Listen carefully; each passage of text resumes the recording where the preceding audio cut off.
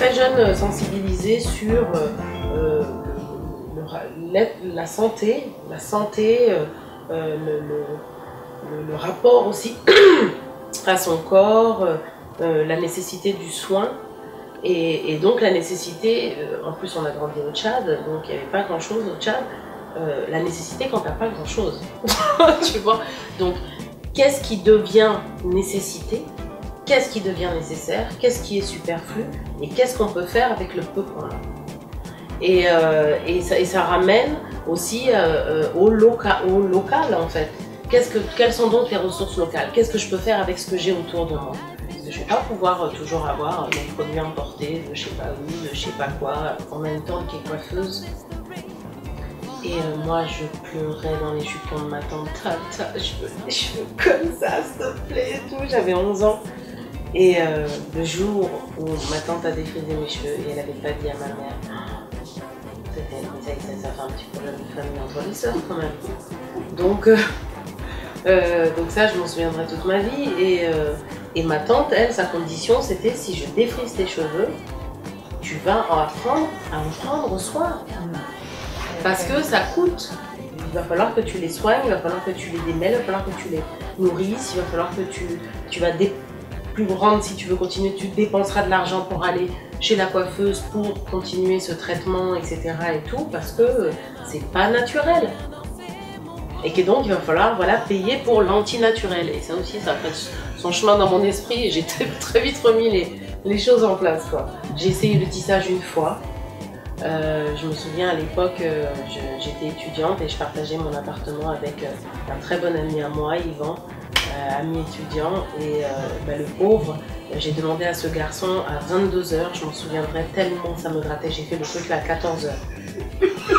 J'ai mis le truc là sur ma tête à 14 h. À 22 h, ça m'énervait tellement, ça me serrait tellement la tête, j'en pouvais plus. J'ai demandé à ce garçon, je m'en souviendrai toute ma vie, j'ai dit vraiment pardonne-moi, mais je suis sûre que ta maman comprendra. Je lui ai donné une lame et je lui ai dit tu m'enlèves ce truc immédiatement. Et sans me couper les cheveux.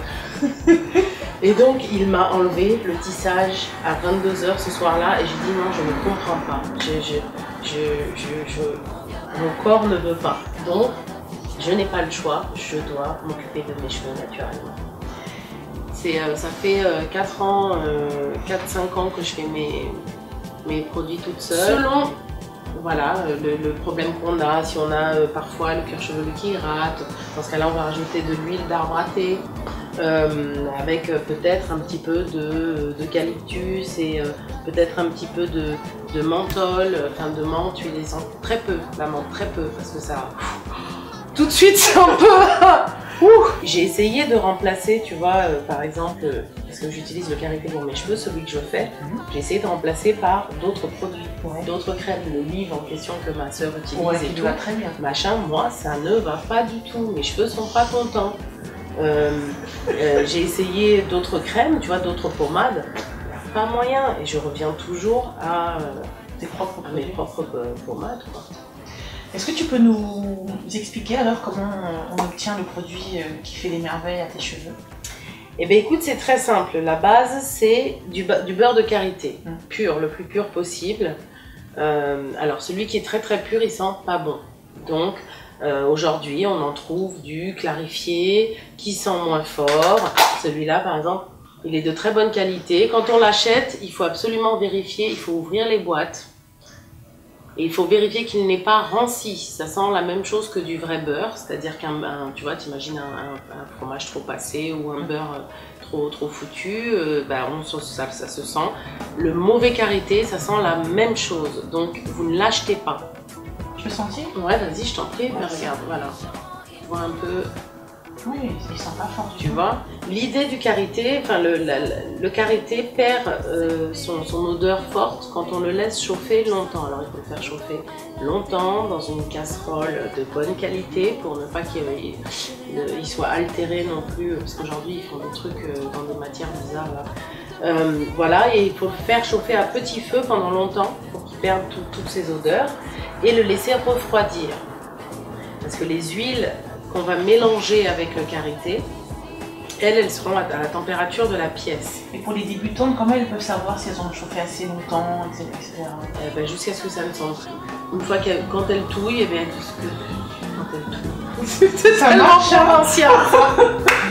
Quand elles mélangent donc avec une cuillère en bois, qu'elles se rendent compte que y a un peu, ça sent beaucoup moins fort. Et après vous mettez en pot, mais c'est ce qui va permettre, comme le sorbet, comme les sorbets, si vous voulez faire un sorbet, vous faites la préparation, vous la mettez comme ça dans le congèle, tout se frise. Il faut donc la sorbetière qui fait donc cet effet, qui va créer le velouté en fait du beurre.